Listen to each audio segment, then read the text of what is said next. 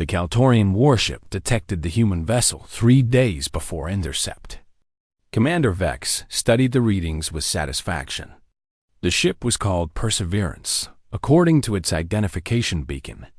It drifted without power near the Helios Nebula, a perfect target for salvage and crew capture.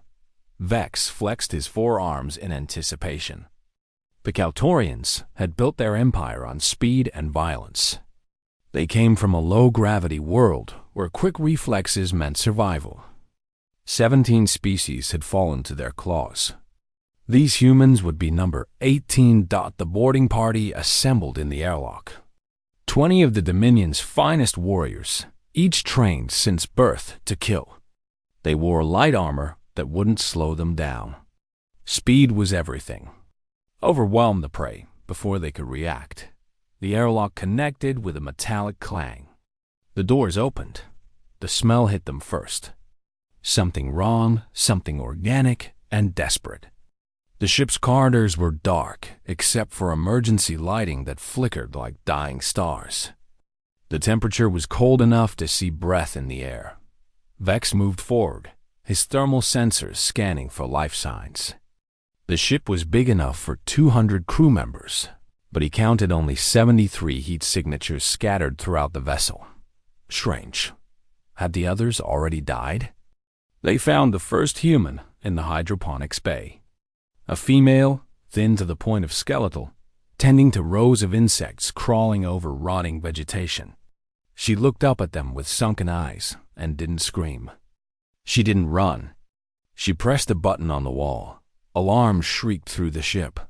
Vex lunged forward, but the human was already gone, disappearing through a maintenance shaft too small for his warriors to follow. He snarled in frustration. The prey was supposed to panic, to freeze, to make mistakes. The attack came from above. Humans dropped from ceiling panels, armed with crude weapons made from ship components. Metal pipes. Sharpened tools. One carried what looked like a welding torch modified into a flamethrower. They fought like creatures with nothing to lose. A Kaltorian warrior fell, his throat cut by a jagged piece of hull plating.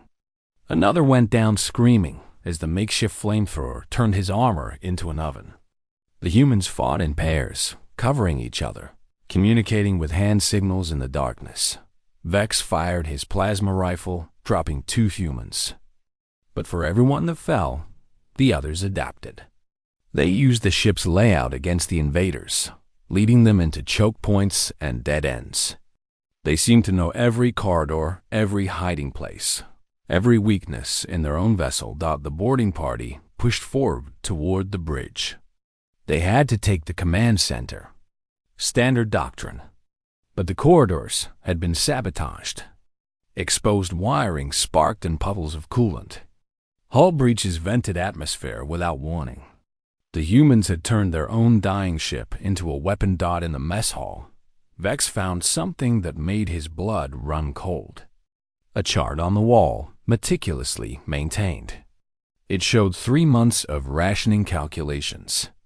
The ship's engines had failed 97 days ago. Life support was rated for 60 days maximum. Yet the humans had survived. He saw how. Rotating stasis schedules where half the crew slept while the other half worked. Protein cultivation from insects and fungi.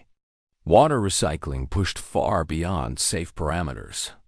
Parts of the ship sealed off completely to conserve oxygen for the inhabited sections. They had cannibalized everything not essential. They had done math that should have been impossible. A human voice crackled over the ship's intercom. Male, tired but steady. Kaltorian commander. You made a mistake. You thought we were helpless. You thought a dead ship meant dead crew. Vex spun, trying to locate the source. The voice continued. We've been dying slowly for 3 months. Starvation. Cold. Recycled air that tastes like poison. We've already made every hard choice. We've already decided who we are. A pause. You're just fresh meat for target practice. The lights went out completely. The humans had killed the emergency power. In the darkness, Vex's thermal sensors showed the human heat signatures converging from all directions. They were coordinating, herding the Kaltorians into the ship's cargo bay. Too late, Vex understood the trap. The cargo bay doors opened to vacuum. His warriors scrambled for handholds, but the humans had prepared for this too. They wore magnetic boots and safety harnesses, already locked in place. They had planned this ambush, knowing the invaders would push toward the bridge. Knowing they could funnel them here, 6 Kaltorian warriors were sucked into space before Vex managed to seal the door. His remaining troops were panicked now, firing wildly at shadows. The humans picked them off methodically, using the ship's geometry, using their intimate knowledge of every corner. When 3 more warriors fell, Vex made the call. Retreat. Back to the ship, now. They ran. The proud Kaltorians, conquerors of 17 species, ran from a crew of starving humans aboard a crippled vessel. The humans didn't pursue. They didn't need to. They had made their point. As Vex's ship disengaged and pulled away, he transmitted his report to the Dominion. His hand shook as he spoke. Target species designation. Human. Status. Extreme threat. Recommendation. Avoid engagement. The officer receiving the report asked the obvious question. Commander, they were stranded, powerless, dying. How did they defeat a full boarding party? Vex looked at the Perseverance drifting in the void, its crew still alive against every logical calculation. He thought about the rationing charts, the trap-laden corridors, the coordinated defense from people who should have been too weak to stand. They weaponized their own extinction, he said finally. They were already dead. They just refused to accept it. The communication ended. Vex stared at the human ship, growing smaller in the viewport. Somewhere aboard that vessel, 73 humans were celebrating their survival, already calculating how to stretch their resources another day. Another week, another month. The Kaltorians had learned something today. Some species panicked when facing death. Some surrendered. Some begged for mercy.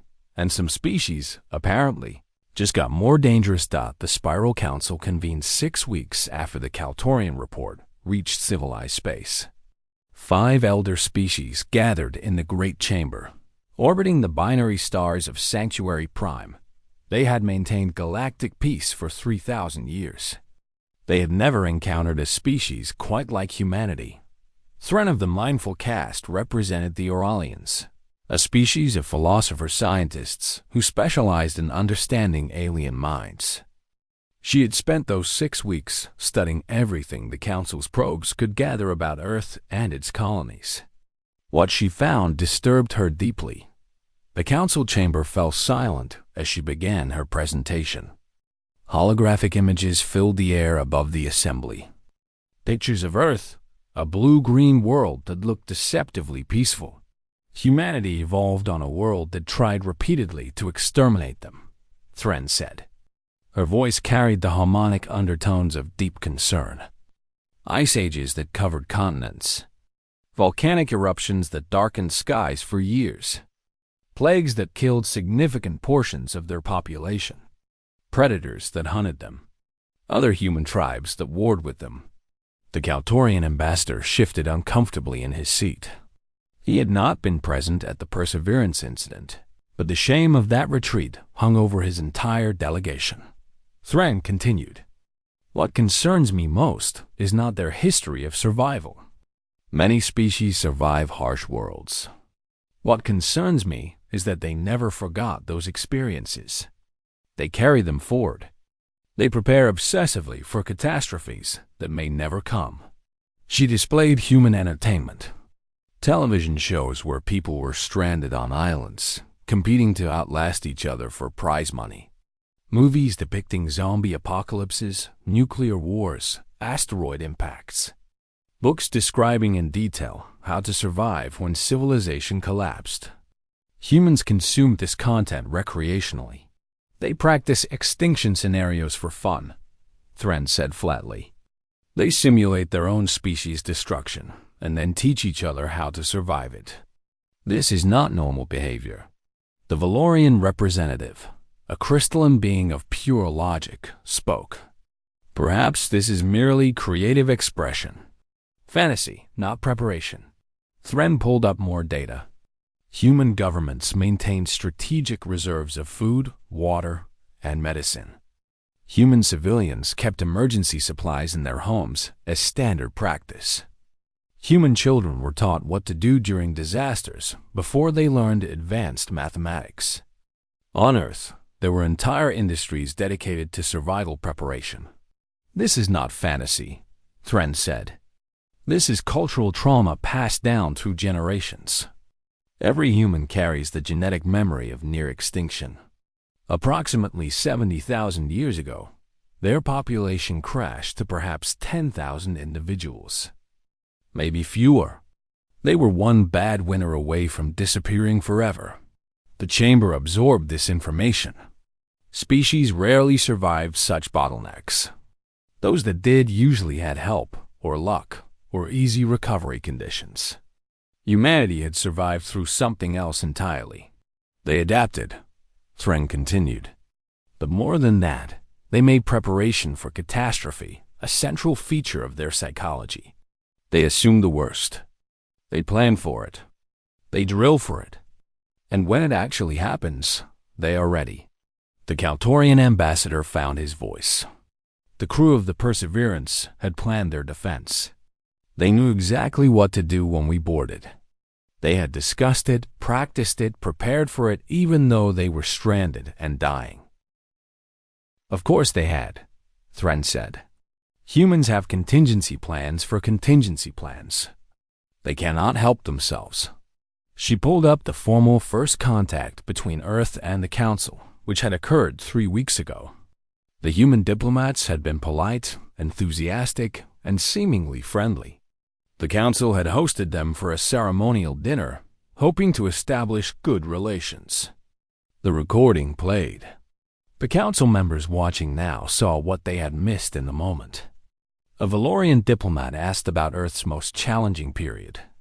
The human ambassador, a woman named Park, had smiled and casually mentioned the Black Death. It killed about a third of Europe's population in the 14th century. Park said on the recording, sipping her drink. But it led to labor reforms, economic restructuring, and ultimately helped end feudalism. Sometimes, catastrophe forces necessary change. The alien diplomats at that dinner had frozen in horror. Park had not noticed. She continued talking about the world wars, climate change adaptation, and near-miss asteroid impacts as though discussing the weather. The humans at the table all nodded along, treating species-threatening events as interesting historical footnotes. They are not trying to intimidate, Thren explained to the Council now. This is simply how they think. Disaster is normal to them.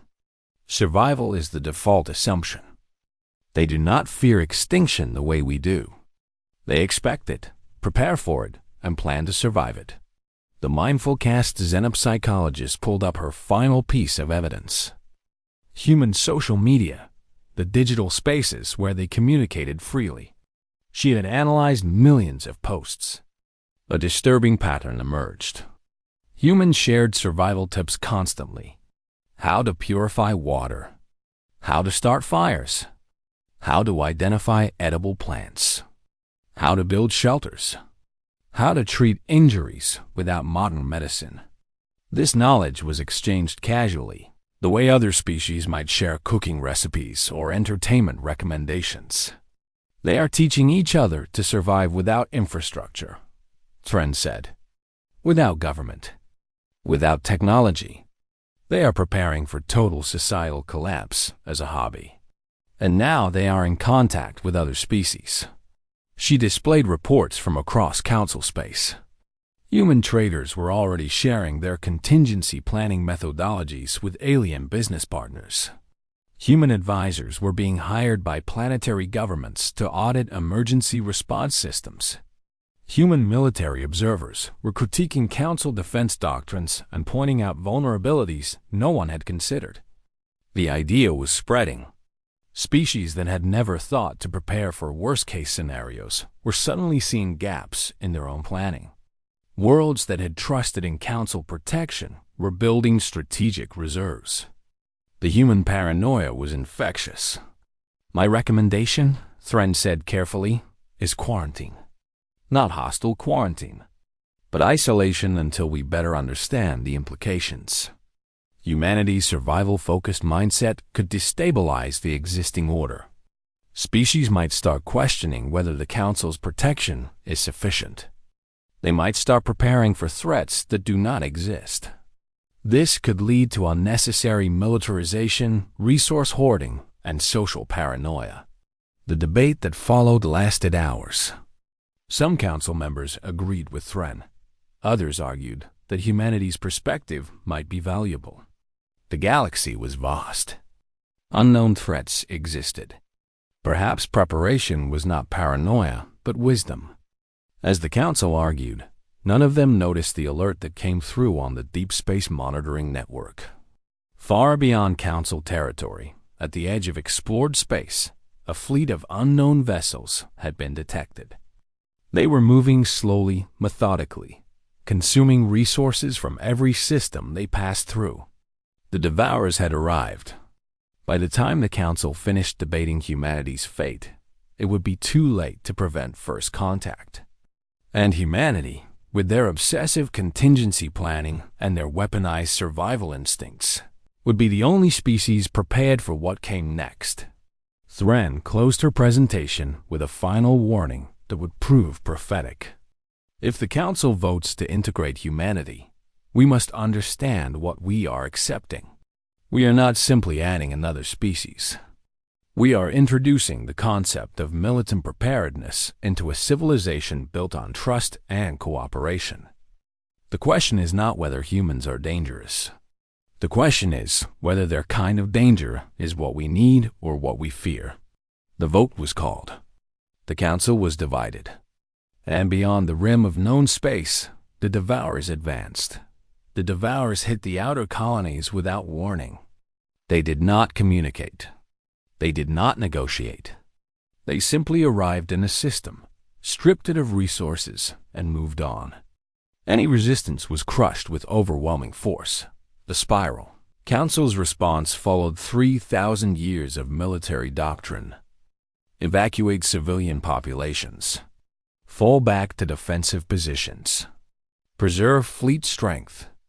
Negotiate from a position of power once the enemy revealed their demands. It was civilized warfare, the kind that minimized casualties and maintained honor. It was also failing. The Devourers did not care about honor. They did not want territory or tribute. They wanted biomass, metals, and energy. They harvested planets the way farmers harvested crops.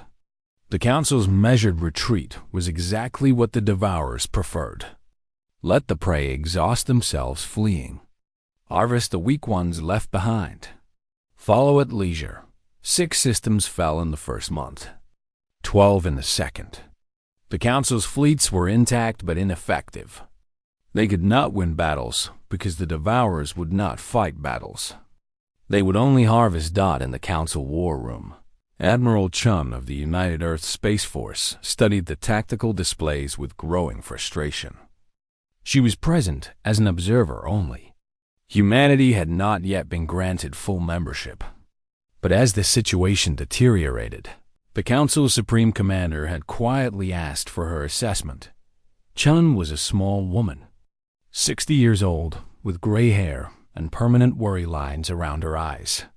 She had fought in the resource wars on Earth, back when nations still killed each other over water and rare minerals. She knew what desperation looked like. "You are fighting the wrong war," she said bluntly. The Supreme Commander, a Valorian named Christar, turned his geometric form toward her. "Explain." Chun pulled up a star map. "The Devourers are patient. They can follow you forever. Every system you evacuate is a system they harvest unopposed. Every colony you save today becomes a refugee burden tomorrow. You are running out of time, space, and resources.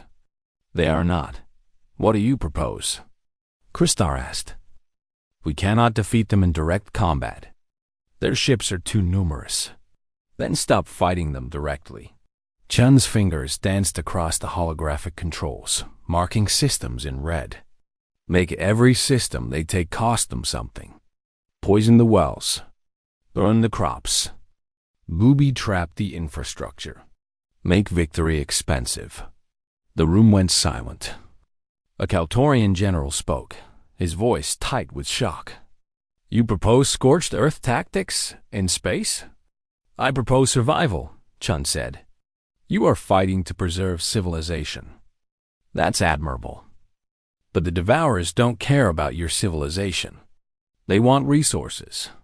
So deny them resources. Make every harvest unprofitable. Make them want to leave. Thran, who had been observing the war planning, stepped forward. Admiral Chun, what you describe violates every convention of civilized warfare. We do not destroy our own worlds. We do not render systems uninhabitable. You do not survive, Chun interrupted. Not against an enemy like this. I have seen this before. On Earth, we called it asymmetric warfare. When you cannot match the enemy's strength, you change the rules. You make the war itself unbearable. She pulled up historical records from Earth. Sherman's March to the Sea. Scorched earth tactics in Russia. Guerrilla warfare in jungles and mountains. Humans burning their own cities rather than let invaders have them intact. It was brutal. It was cruel. It worked. You are asking us to become monsters, Kristar said quietly. Chun met his gaze. No, I am asking you to become survivors. There is a difference. The debate raged for 3 days. The council was split. Some argued that adopting such tactics would make them no better than the Devourers. Others pointed out that moral purity meant nothing if everyone was dead. The outer colonies continued to fall while they argued. Finally, Kristar made the decision. We will implement what Admiral Chun calls Protocol Scorpion, but humans will lead the operation. If we are to become monsters, we will not pretend otherwise. This shame will be carried by those who know how to bear it. Chun nodded. She had expected nothing less. Humanity would do the dirty work. Again. Always. It was what they were good at. The first operation was the Helios Nebula, a resource-rich region the Devourers were moving toward. Chun's fleet arrived 2 weeks before the enemy. They worked quickly. Automated mining stations were rigged with explosives. Fuel depots were contaminated with catalytic poisons that would ruin any ship using the resources. Colonies were evacuated, but not before the humans salted the agricultural zones with compounds that would take decades to break down. They even seeded asteroids with fake mineral signatures, turning them into traps that would damage Devourer harvesting equipment. When the Devourers arrived, they found a feast turned to poison. They attempted to harvest. Mining drones exploded. Fuel contamination destroyed 3 capital ships. The false asteroids damaged dozens more. The Devourers pressed forward anyway, but slowly, cautiously. They were learning to fear the systems humans had touched. Chun's fleet did not engage directly. They stayed at the edges, using hit-and-run tactics. Destroy a Devourer scout ship. Vanish. Attack a harvesting operation. Disappear. The humans never stood and fought. They never gave the enemy the battle they wanted.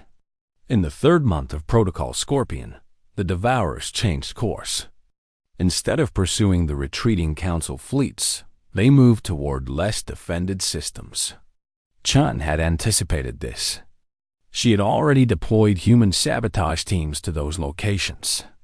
The Devourers found more poison, more traps, more costs. The Council watched in horror and fascination as the war transformed. Humanity was making it expensive in ways no one had imagined. They used kamikaze ships packed with nuclear weapons, piloted by volunteers who knew they would not return. They deployed biological weapons that targeted Devourer nutrient extraction systems. They even broadcast fake distress signals to lure Devourer ships into ambushes. "This is not warfare," a Valorian ambassador protested during a council session. "This is terrorism." Chun, attending via hologram, did not flinch. "Call it what you want. It is working." And it was. The Devourers were slowing. Their advance had stalled. For the first time in recorded history, they were not harvesting systems as quickly as they found them. The cost-benefit analysis was shifting. In the 6th month, something unprecedented happened. The Devourers sent a communication. Not words, just data. A simple exchange. They would leave Council space if the Council ceased the Scorched Earth campaign. The Council chambers erupted in debate. Victory was within reach, but it came at a terrible price. 23 systems had been rendered temporarily uninhabitable by human tactics. Thousands of Council citizens had died in the kamikaze attacks and sabotage operations. The psychological cost was immeasurable. Chun stood before the Council in person for the first time since the war began. She looked tired, older. She had ordered the deaths of many humans in this campaign. She had made choices no one should have to make. "Accept their offer," she said. "You have proven that you can make victory too expensive. That is enough. Let them leave. Let them remember that this galaxy bites back." The vote was unanimous. The Devourers withdrew. Within a month, they were gone from Council space, moving toward distant galaxies where the prey did not fight so viciously. The war was over. Humanity had saved the Spiral Council. But as the celebrations began, Thren approached Chun in a quiet corridor of the Council station. "You changed us," the Zamp psychologist said. "The Council will never be the same. We have learned to fight like you, to think like you.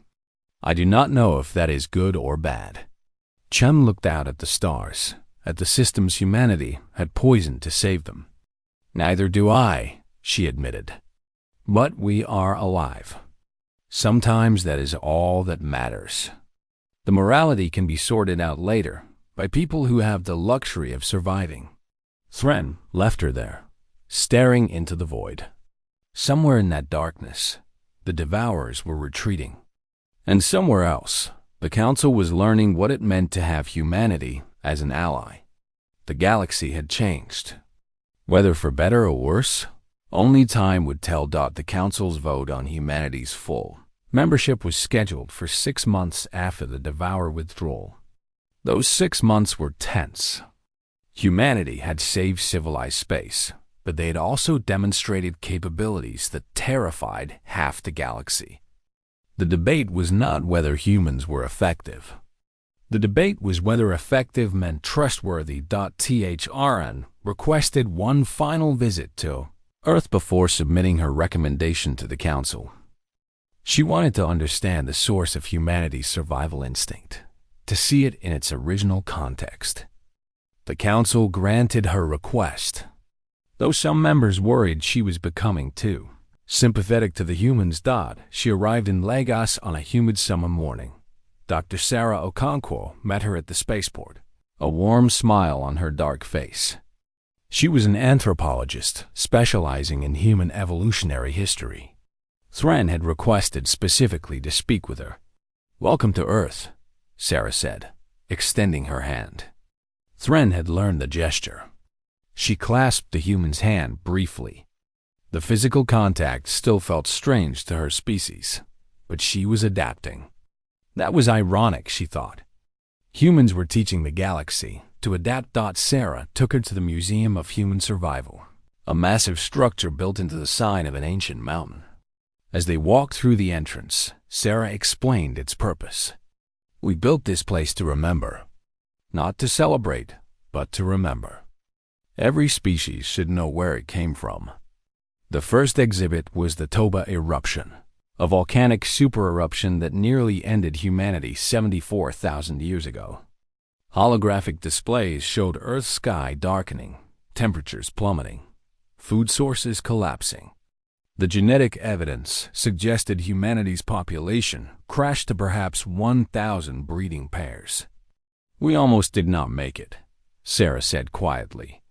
"For generations, every human alive was related to everyone else. We were one bad winter away from extinction." Thren studied the displays. She had seen the data before, but viewing it here on Earth itself gave it different weight. "How did you survive?" "Luck, stubbornness, innovation." Sarah gestured to artifacts behind glass. "Stone tools, bone needles, evidence of clothing, controlled fire, cooperative hunting. Our ancestors adapted. They moved to new territories. They developed new technologies. They cooperated in ways their competitors did not. They survived because they refused to give up. They moved through the museum chronologically. The Ice Ages, when humanity learned to thrive in frozen wastelands. The Agricultural Revolution, when they learned to manipulate their food supply. The plagues that killed millions but taught them medicine and public health. The wars that nearly destroyed them but pushed technological advancement. Each exhibit showed the same pattern: crisis, adaptation, survival, preparation for the next crisis. In the section on World War II, Thren stopped before a display showing the atomic bombings. 2 cities destroyed in moments. Hundreds of thousands dead. She had studied this event. It confused her. "You nearly destroyed yourselves. You created weapons that could end your species." "Why?" Sarah was quiet for a moment. "Because we were afraid. Because we thought the other side might do it first. Because in the moment, survival meant having the bigger weapon." She touched the glass gently. "We have not used nuclear weapons in war since 1945. We learned. But we still have them. Just in case." "Just in case," Thren repeated. The human philosophy in 3 words. Prepare for every contingency. Trust nothing. Hope for the best, but plan for the worst. They reached the final exhibit, the most recent edition. Protocol Scorpion. The Devourer War. Holographic recordings showed human ships running kamikaze attacks. Poison systems. Scorched planets. The brutal efficiency of human survival tactics applied on a galactic scale. "Are you proud of this?" Thren asked. Sarah took a long time to answer. "Proud is the wrong word. We did what needed to be done. We saved the Council. We saved billions of lives. But we also proved we could be just as monstrous as any enemy if the situation required it." She looked at Thren directly. "Does that terrify you?" "Yes," Thren admitted. "But I am beginning to understand why it should not." They left the museum and walked through Lagos itself. The city was vibrant, chaotic, alive with 8 million people going about their daily lives. Markets sold food and goods. Children played in parks. Artists painted murals on buildings. It looked peaceful. It looked safe. But Thren noticed details she would have missed 6 months ago. Emergency supply caches marked on public buildings. Evacuation route signs on every street corner. Public service announcements teaching disaster preparedness. Even in peace, humans prepared for war. Even in plenty, they remembered famine. They sat in a small cafe overlooking the Atlantic Ocean. Sarah ordered coffee for both of them. Thren still found the bitter taste unpleasant, but she drank it anyway. "Another adaptation. Why do you do this?" Thren asked finally. "Why do you prepare so obsessively?" The Toba eruption was 74,000 years ago. The Ice Ages ended. The plagues were cured. The wars ended. Why can you not let go of the trauma?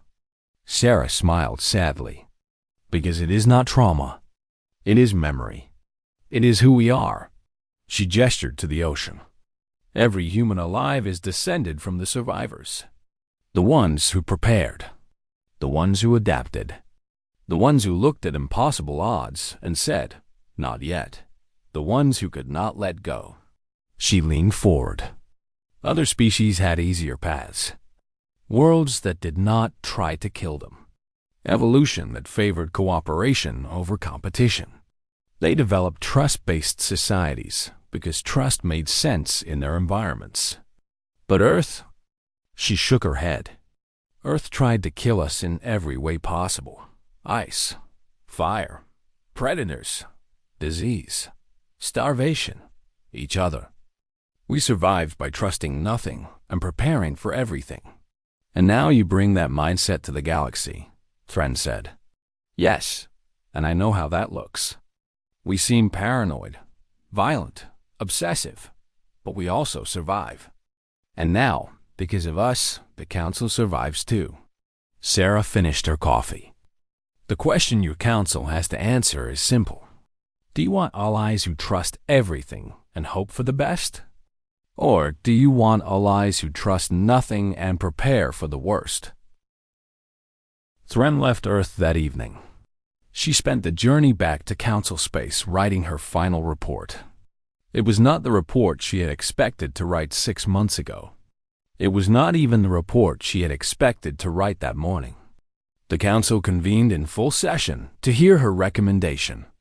Every species, every world, every representative waited to hear whether humanity would be accepted or rejected. The chamber was silent as Thren began to speak. 6 months ago, I recommended quarantine. I believed humanity's survival-focused mindset would destabilize galactic civilization. I believed their paranoia was dangerous. She paused. I was correct. Humanity is dangerous. Their mindset is destabilizing.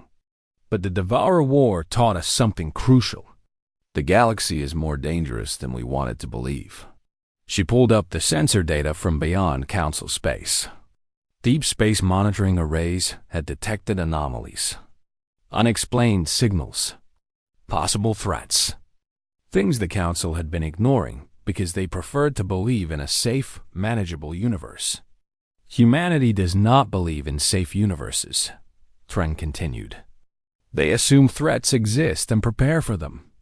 This assumption saved us from the Devourers. It may save us from whatever else lurks beyond our borders. My recommendation is acceptance with one condition. The chamber waited. Humanity must share their survival doctrines with every Council species. Not as conquerors teaching the defeated, but as partners teaching friends. We must learn to prepare the way humans prepare. We must learn to adapt the way humans adapt. We must learn to survive. The debate that followed was shorter than expected. The war had changed perspectives. Species that once found human paranoia disturbing now found it prudent. The vote, when it came, was not unanimous, but it was decisive. Humanity was granted full Council membership. In the following years, human survival instructors fanned out across Council space. They taught emergency preparedness, contingency planning, asymmetric warfare doctrine, resource management during crisis. The galaxy was learning to think like humans, learning to prepare for worst-case scenarios, learning that hope was good, but planning was better. And in the deep dark between galaxies, something ancient detected these changes. Sensors that had observed civilized space for millennia recorded the new patterns. The prey species were adapting. They were learning. They were preparing. The ancient intelligence made note of this development. It adjusted its calculations. It continued to wait as it had waited for so long. But now it waited with a new variable in the equation. Humanity. On Earth. In her small apartment in Lagos, Sarah Okonkwo watched the night sky. Somewhere up there, the galaxy was changing. Species were learning to survive, learning to prepare, learning to refuse extinction. She thought about her ancestors, huddled in caves during the Toba winter, She thought about every generation that came after, each one passing down the same stubborn refusal to disappear. The genetic memory of survival. Not yet, she whispered to the stars. The old human promise. The one that had carried them through 74,000 years of catastrophe. Not yet. And the stars, uncaring and cold, offered no guarantee of safety. But humans had never needed guarantees. They only needed a chance. A chance to adapt, to prepare, to survive one more day. The galaxy was learning that lesson now, whether it wanted to or not. The void of space had turned humanity's survival instincts into weapons. And now, those weapons were pointed outward, ready to defend not just humanity, but all the civilized species who had learned to fight like humans, think like humans, survive like humans. The galaxy's immune system was online.